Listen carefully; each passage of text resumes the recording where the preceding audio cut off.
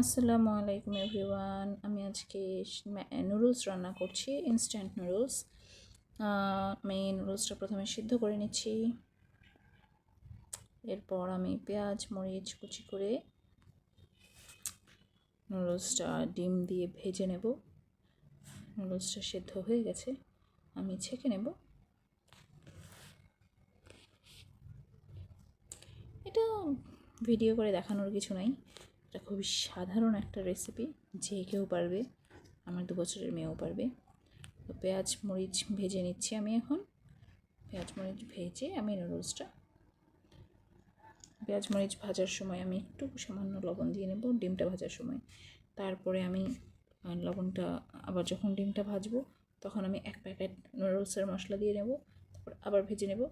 তারপর আবার যখন আমি নুডলসটা দিয়ে দেবো, ডিমটা ভাজা ভাজা হয়ে গেলে তারপর নুডলসটা দেওয়ার পর আমি আবার একটুখানি 1 প্যাকেট নুডলসের মশলা উপর দিয়ে দেবো।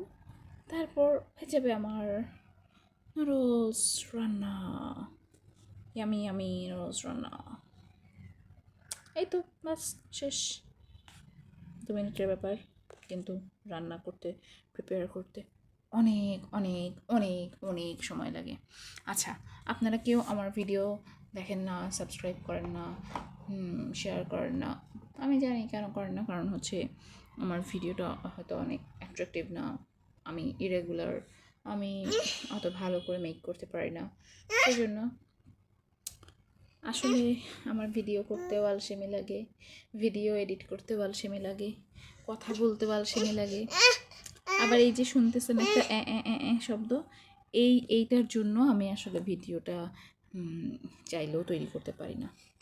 সো আমি আজকে 3-4 বছর ধরে ভিডিও একটা একটা করে দিলেও এখনও আমার চ্যানেল মনিটাইজ হয়নি। হাস্যকর না?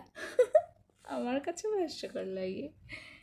তো আপনাদের কেমন লাগলো আমার এই ভং ভাং শর্টকাটের একটা নুডলসের রেসিপি? এটা আসলে একটা ভুয়া রেসিপি, চ্যানেলটাকে জাস্ট অ্যাক্টিভ রাখার জন্য আজকে শেয়ার করলাম। কারণ এই নুডলস রান্না যে পারে না, এটা আসলে একটা, মানে যে কেউ পারবে, ভোগাস কথা, যে পারে না। ভাত রান্না করার মতোই সহজ নুডলস রান্না করা, কিংবা আলু সিদ্ধ করার মতোই সহজ এই নুডলস রান্না করা।